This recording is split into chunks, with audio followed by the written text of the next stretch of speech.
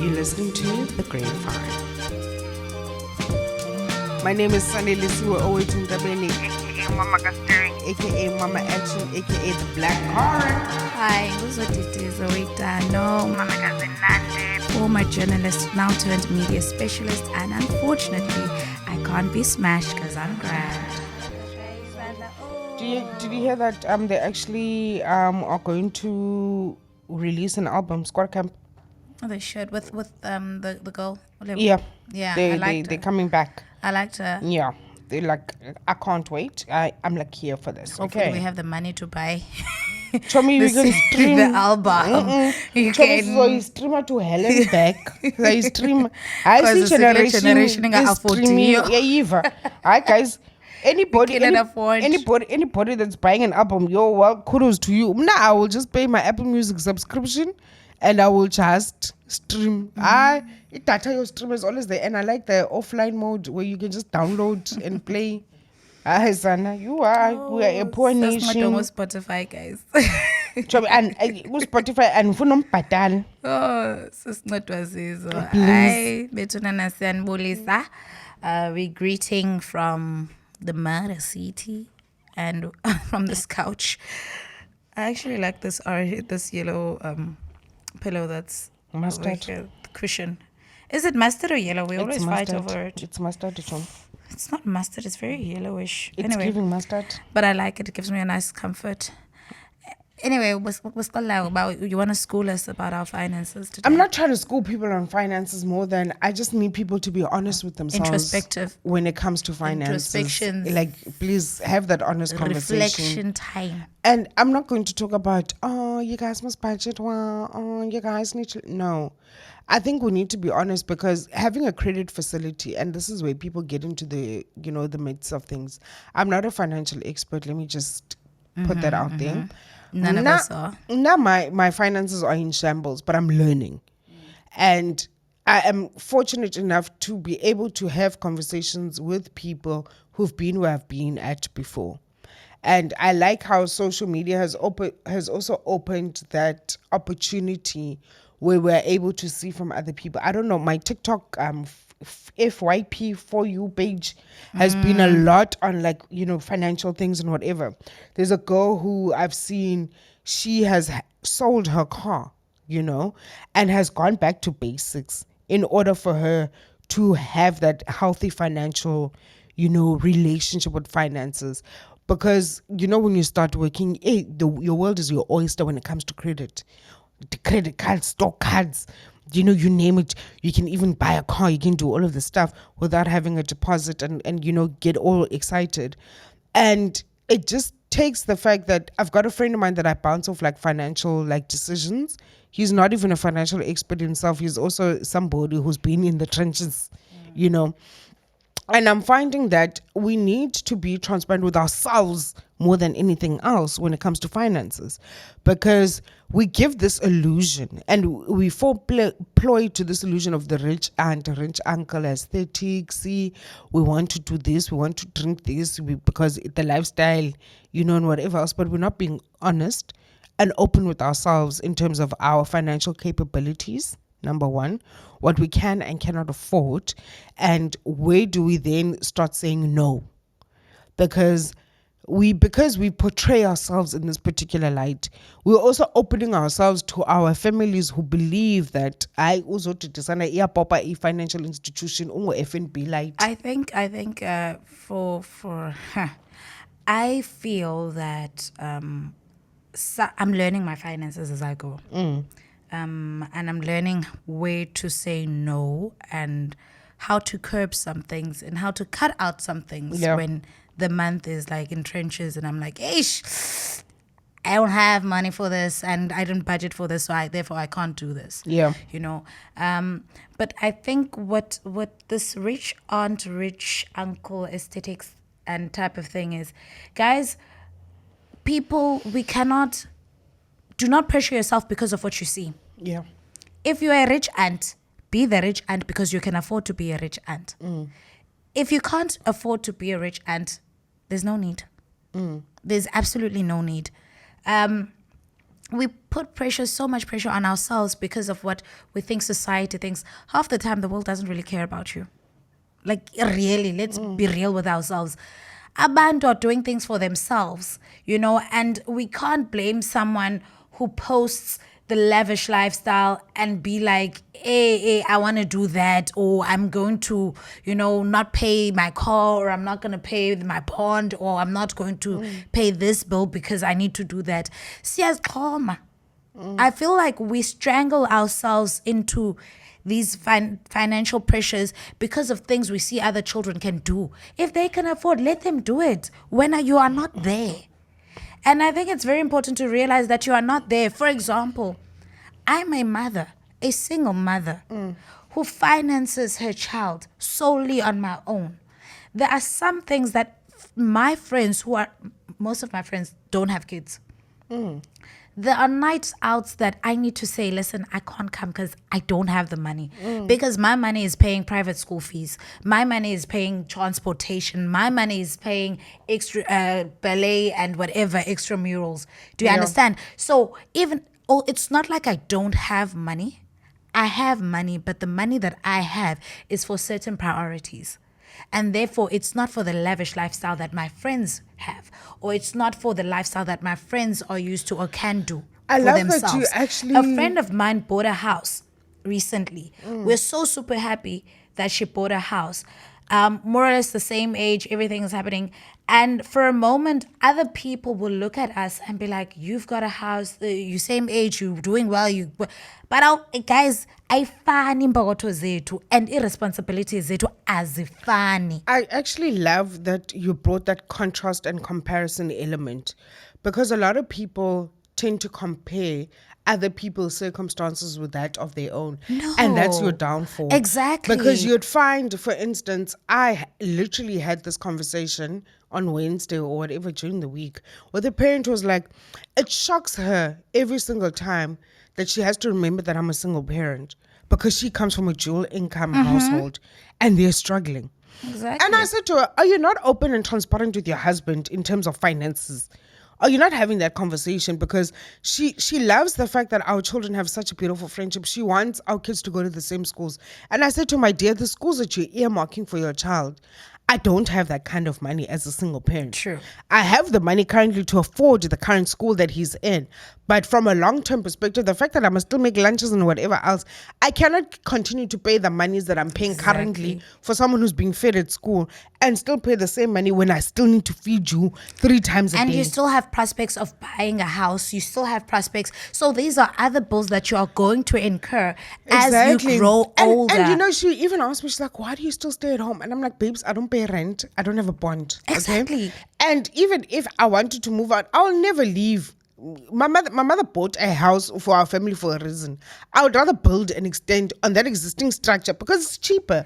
I love that element that you're bringing. The cost of the bond that I'm going to take out to build up, in contrast to the cost of the bond that I'll have to take out just to have a measly 3-bedroom, it's not going to align. I can build my 3-bedroom. I can build the dream house that I want and live on that same property, and I'm okay with it. Besides that, I think it all comes down to knowing yourself. I think it all comes down to knowing and understanding yourself.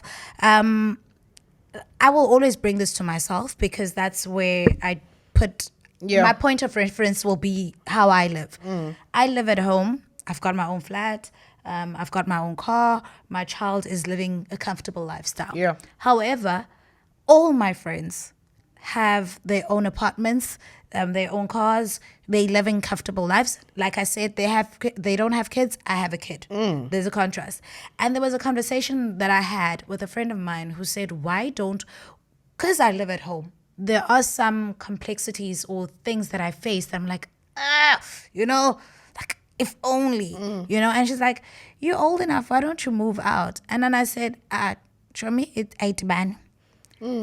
If you were not living, because most of my friends are from the Eastern Cape. If you were living in the Eastern Cape, would you really be living on your own? First of all, would you be renting or would you be renting? You wouldn't. You'd be living at your home. Just because you're in Cape Town, you are able to rent. You have no You're choice. forced. You have no choice but to rent Because or we're to gonna get stay it. in the streets. Because where you gonna live? I have the choice. I have the option of being home and saving to eventually have my own home, not rent. Because I have no problem with people who rent, 100%. If you want to kickstart your life like that, it is okay. Yeah. It's independence. It's finding yourself in your own way. You're also training yourself to put money aside Exactly. for like a bond payment. Exactly. But my preference, I'd rather live at home, save up.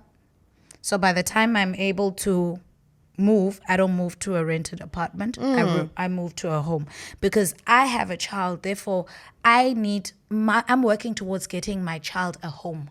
Yeah. I'm not living towards getting a temporal accommodation. I'm looking for a home. That's my financial goal. That's my long-term goal.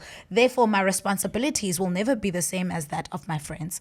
And my goals are never going to be the same. Our journeys may align here and there, but it's not the same. And this is why it's very important people to have that honest conversation. Now, my friend, my objective, when I leave home, I'm going to leave home in marriage. I'm leaving home to a joint bond payment.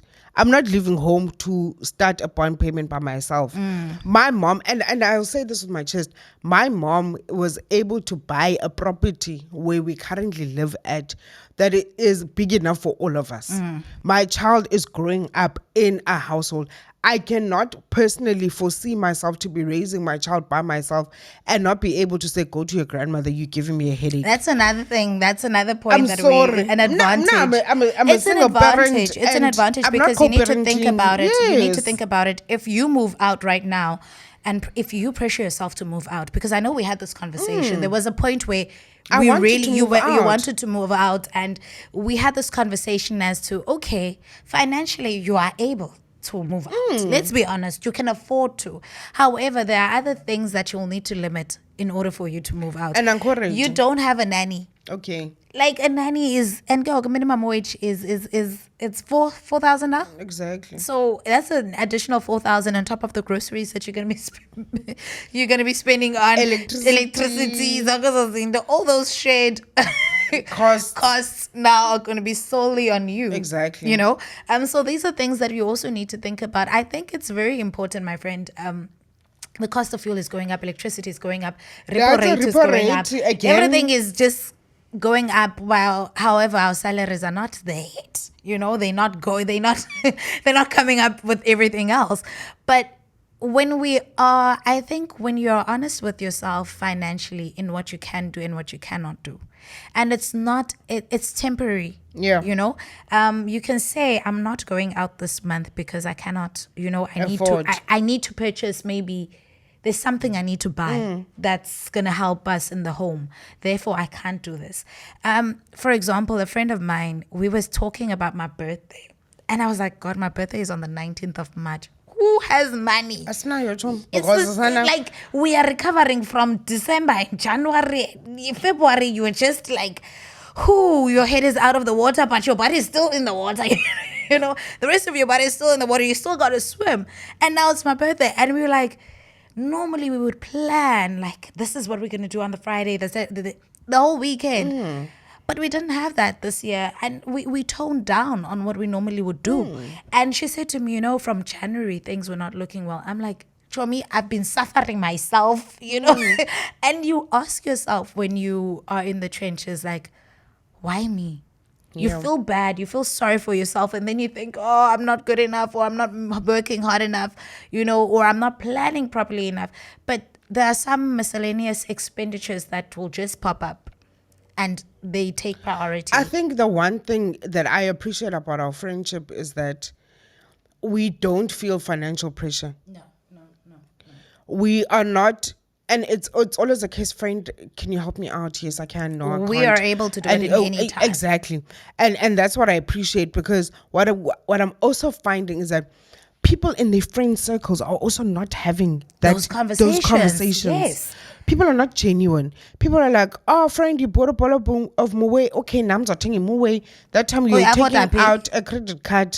Get my dear. So you're drinking on credit. Now, it can't be a case of, friend, let's go to Kirsten Bosch. I'll hook up the tickets. You buy the alcohol. I'll bring the snacks. We do it that way. People don't have that thing, and it's even translating into marriages. Exactly. Where people are in marriages, and now when it comes to the divorce, you are hearing when you're busy chilling and drinking with married couples, I didn't want that wedding at Durbanville Hills.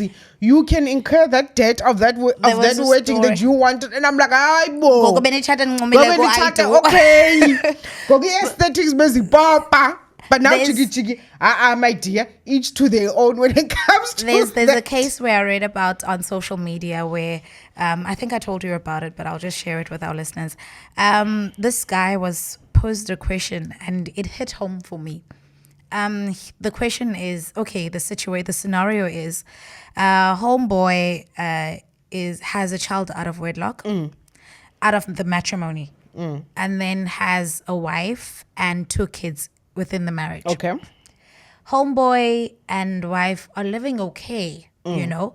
Baby mama of the child outside is like, okay, bro, the child's expenses are culminating to 12,000 Rand a month.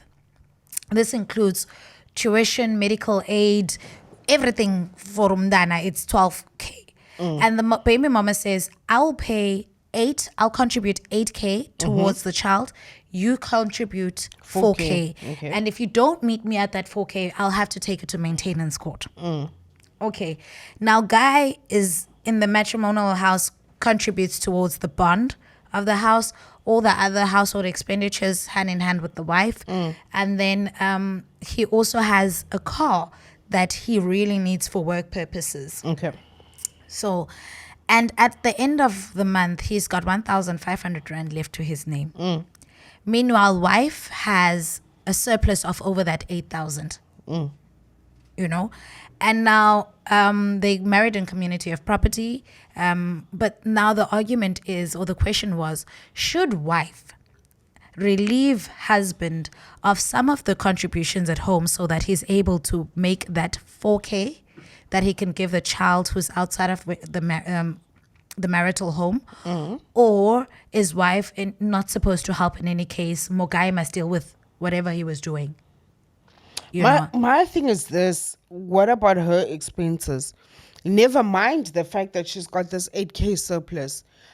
We don't know what her other responsibilities are, because as women, and I'm going to say this, as women, we are more prone to be responsible for our families back home, whether in marriage or not, in contrast to men. Men, the moment they get married, it's like, your responsibility is to your household now. And we don't know what her, I hate saying this, but we don't know what her black tax responsibilities are. We don't know what it is that she's doing with that surplus of her 8K. The only thing that we know is that she has a surplus of 8K. However, with that being said, I understand where you're coming from. But I also think that that important conversation at the start of a relationship. She came into the relationship, this child was in existence. Therefore, whenever we are planning our financial responsibilities, she knew that Mogai had to take an amount from his earnings to give to the other child, the child outside of wedlock. Is this now not a conversation as to how do we help one another to get that? Because remember, they're in a joint union. They are one. Therefore, the household and whatever they have to do comes as a unit. Baby mama's already saying, she's going over and above saying, I'll do 8K. Out of 12K, I'll do it. That's like 60%. She's saying, I'll do it on my own, but you need to meet me halfway. Was there no conversation between husband and wife when they were incurring whatever expenses, when they were doing the bond applications, when they were taking on policies, whatever planning and household finances and expenses that they were incurring? Did they not consider this little child who's out of wedlock and the contribution that will be needed to take out towards him? Because that's where we need to have those honest and open conversations with one another within What the if a couple. guy's lying? Because men also lie, hey? No, but let's be Sorry. they to may throw be the spanner lying, but in. the facts that we have right now is that he's got 1.5. But And does Sana, it also gender? Men no, will- let's not take that as a couple because that defeats the purpose of No, that don't get me defeats wrong. the purpose of the conversation. Don't get me wrong, but like what if, for all we know, he could have said, yeah, but I'm already contributing X amount to this kid, to the wife. We don't know that.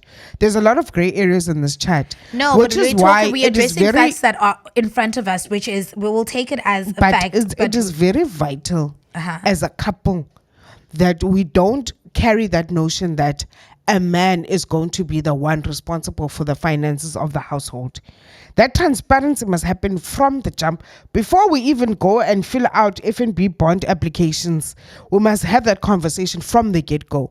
We need to outline and be transparent because there are people who, in marriages currently, who are dealing with the fact that their wives get angry when they ask them to buy groceries this month, because the wife is so used to the man being the one Sane, that covers the expenses. would you, as let's say you're the one with the 8K, what would you do? And let's say this is an 8K surplus that is on you. Maybe there's no other added expenses that you look into. Maybe no black tax, nothing. You've got 8,000 for the month. What would you do in this situation? So it could be 3,000. I could be 1,000 Towards the child. Towards the child. That answers that I would do as myself. Now I'm not gonna give you the full. I'm not gonna give you the full 4K. Akiramos, you must also cut down. Don't come and drink it to say when you should be drinking it just like a ring if and he's Brooks. saying it's marriage. To me, that's the conversations when we talk about finances we need to look at, because when you go into marriage, you have a spreadsheet, guys, Excel, jot down all our expenses, everything, and let's see if whatever we incur, can we afford it? Because it's also important that whatever the children within the household are getting, the cost, the lifestyle must be equivalent to the other child as well, and those are conversations that need to happen. Same as when you're at home, unfortunately, I am the type of person who will never say these are my expenses and note it down for my family to know. My expenses are mine, my finances are mine. However, because you could be seen with a car, you seen that your child goes to a private school maybe, or you are seen and people assume that you're living the life or you have a lot of money. But there are sacrifices that you make that other people don't know about. Chomi Cecily JC Leroux was sacrificing his parents. I moved from drinking pongras to JC Leroux because I'm a sacrifice. Exactly, but it goes back to that black tax thing where, because it appears as if you can afford based on the superficial thing that they see, they don't understand where are you curbing and where are you not curbing, Just for because example, you see me holding you've got a glass, car, you don't know the you've got a contents of my car. glass. What if it's Besides that, you've got a car. Can you please drop me here? Can you please take me to this petrol, place? wear and And then you ask for tear. petrol and they like, you know what I mean? No one thinks of giving you petrol. That's also another form of, it leaves a financial implication on you, because now petrol is expensive. When now that 500 rand or 700 that you use a week on petrol is going to be cut down to using it for 3 days. Yeah. Because you are transporting other people. Just because I have a full tank, it doesn't mean my full tank is to fry you everywhere you need to go. And that's what people don't get. Just because I stay at home, it doesn't mean now I have a surplus of funds to assist you with your sticky situation. I have a sticky situation at home. You just don't know about it because I don't vocalize it. And also, it's none of your goddamn business. And also, whilst you are there talking about people not knowing and not seeing, and maybe it's a lack of us communicating it. And whether should we communicate it? That's another thing for me. I think that people should stop assuming. Let's start there, ask. Because people just assume. People see Uzotiti driving a Mercedes thinking, she's got it all, wada. I've got it all for me and my finances. I don't have it all for you and your problems. Don't get it twisted. When I work, I make sure that I spoil myself. I literally had to tell my cousin who just got a job. And I said to her, it's okay to go do your nails, It's okay to go do this. Don't feel bad. Don't feel guilty. Don't feel some type of way. You've earned it, because essentially at the end of each day, you are the one that's clocking in and out, day in and day out, do something, pamper yourself, spoil yourself, or do something to make yourself feel good about yourself, because you have to reward yourself as a hard-working person. Those leave days are not a reward, because even with that leave days, it's going to be directed to something else. You are taking leave because we are slaughtering an animal on Saturday. Do you get what I'm saying? We are that taking you still leave. need to give contributions Okay, to. my dear. So it's okay to be like, Sana, I'm going to buy myself a cup from Carol Boys. It's okay. And that's what people also need to understand. But be realistic in what you're doing as well. Because when you are rewarding yourself financially as someone who's worked, be realistic in your reward. Don't go and reward above your whole salary now as well in that process.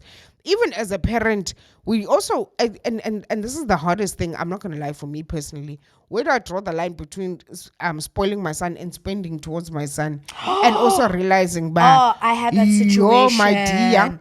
I had that situation, hey, this week. So Zeni is traveling. Rich kid. Hey, when she's going to uncle, okay. Now Zeni doesn't have a phone. She's always had a laptop, but she doesn't have a phone. Okay, she's traveling. Now I'm feeling pressure. No, I need to get her a phone. Okay. Situation is okay. I'm gonna get it. I'm like, I've got 1,000 rand. I'll see whatever stupid phone I can get for 1,000 rand. As long as she's able to video call me, it's important. It's okay. Okay. Now my niece says, Zeni likes taking. She needs a phone with proper camera quality, and they're speaking about an iPhone. And I'm like, and then there's this, this iPhone can be like, someone is selling an iPhone for 1.9 in Dondon, and you can make arrangements, you can get this iPhone. It took me a good minute, because I was like, no, she can't have an iPhone. She's only 7. Like, no, I'm not that person. And then the guilt comes. I'm like, I shame. My child is a TikTok addict. She can just do her video. She'll vlog and she'll do a thing, and she loves taking photos. Like, this is me having an internal argument with myself. And then me again saying, I don't have an iPhone. Zenanda's going to have an iPhone at 7. What message am I giving her? Like, is this not borderline spoiling her? Like, I had that conflict within myself as to, do I do it? Do I not do it?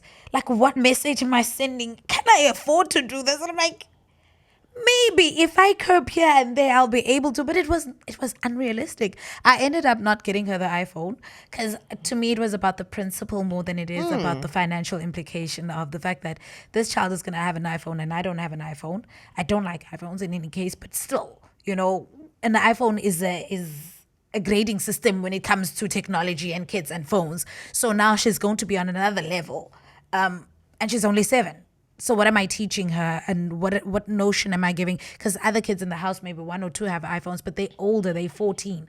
So like, now a 7-year-old with a 14-year-old, both phones, like, is she not gonna think she's a bit, older? What message? It was just such a drama. No, I'm not gonna lie. My child at this current juncture, he will know what an Android is until I, as a parent, migrate from an Android to an iOS. Then he can migrate with me when I do the migration for many years. But for as long as he lives, he will always get a hand-me-down.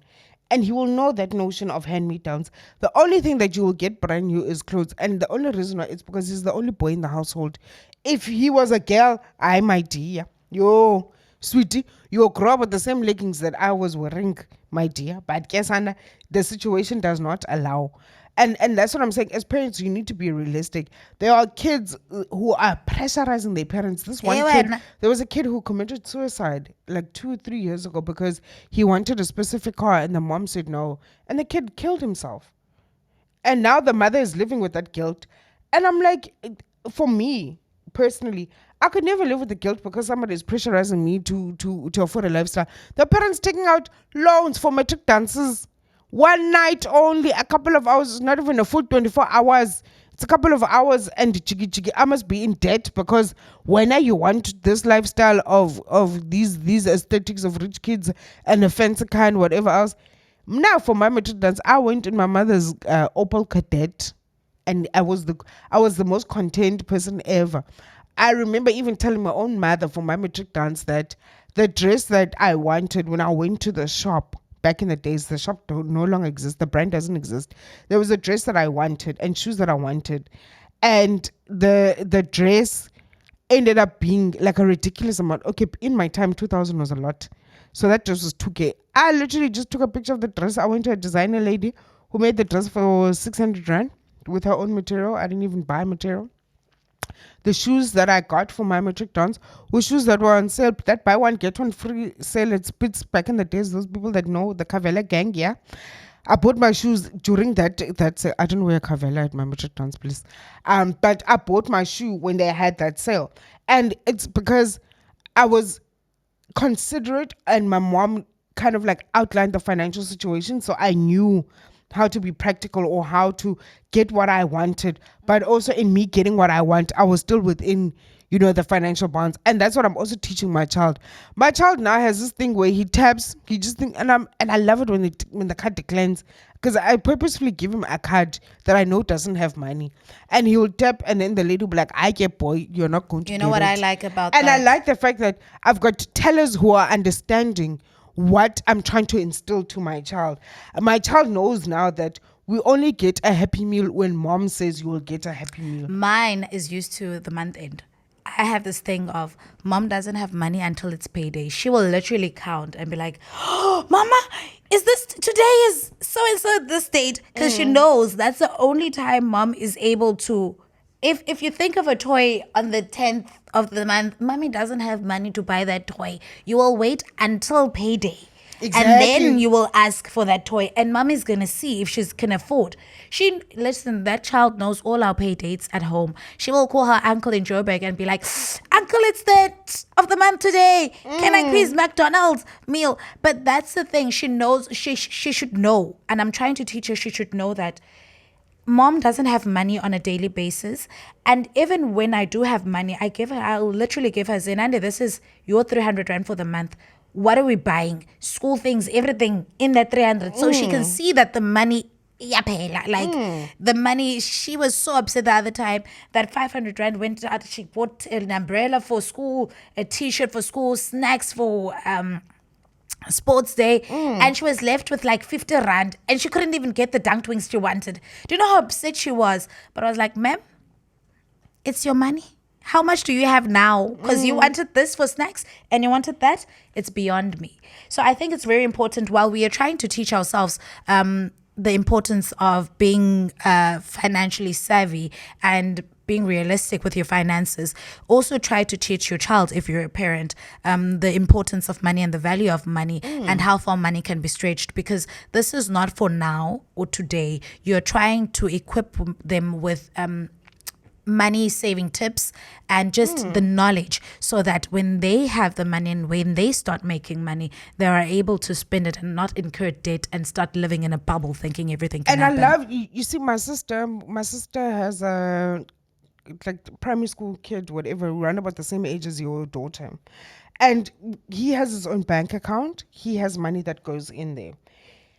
For a 7-year-old, and him being so financially savvy, it shocks me. He's better than me as an adult who actually earns a salary. Okay, homie, literally, he gets the in contact notification on his phone, so he knows that, okay, if this is my aunt gave me this money for passing, my dad gives me this much for pocket money, my mom puts in this much, this is my total, right? He knows that, okay, I can't go buy, like, he likes flavored sparkling water. He already knows that he can't buy it every day, because if he buys it every day, halfway through the month, game over. Yeah, bomb. So he knows that on weekends now, it's gotten to the point, he'll buy that 1.5 liter bottle for the whole weekend and it will last him the whole weekend. Don't ask him for a sip, because he'll charge you 2 rand per sip. Yeah, because you're a businessman now. You're decreasing my water. He'll buy that bag of popcorn where he'll make the popcorn himself on the gas stove, because he realized that the microwave popcorn is more expensive than buying the popcorn, and the spices for the flavors are there. So it's an indefinite supply of flavors. So if he wants buttered popcorn, he knows, but we don't fry with oil, we fry with butter.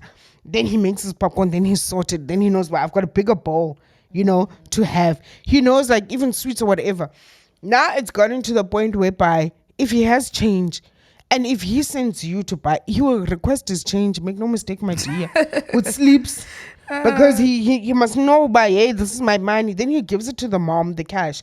And he's like, Mama, can you please transfer the cash that I've given you into my account? Because he can't get it back, Moss. He can't go and put 47 rand and 50 cents at Capitec. So he's gotten to that point. And that's such a beautiful lesson, which is what I've stolen that concept from my sister. And I'm going to do the exact same thing. I'm not going to be that parent that says, hi, Saba, give me all your money. And remember And the house even that you live in. even if you don't do the thing, like the piggy bank still does the trick. You know, the coins that you have, put them in the piggy bank. It helps us. There's this thing with the banking. I don't know, where you round it off to the nearest. So if you swipe something for like 80 rand and you say they must round off to the nearest 100, the 20 rand goes towards a saving. That's another trick that I'm starting to learn and I'm doing, because at the end of the day, month end, when you're swiping, you really don't care.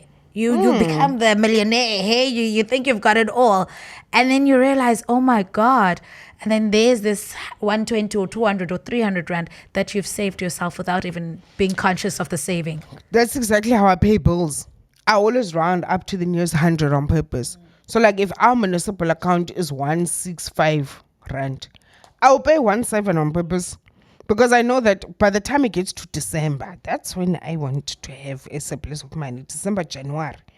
Then I know that, okay, I'm set because I've overpaid for so long, and it decreases that monthly payment. By the time it gets to December, I know that I've already got like 800 rand that I've got to myself for whatever I want to spend silly willy-nilly in December. And that's what I've started to do. I overpay certain things so that when the bill run gets done and whatever, I even pay school fees in December. No, I pay school fees, guys. Aye, we do. I pay January school fees in December.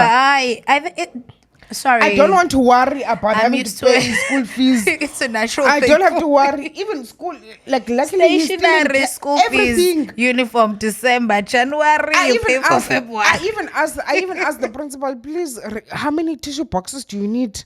How many of this do you need? I drop it off on that last day of school. I drop everything off and I'm like, okay, I'm going to breathe in January. This focal that I have to worry about. I don't want no stress. I don't want to catch no smoke. I don't want to do anything.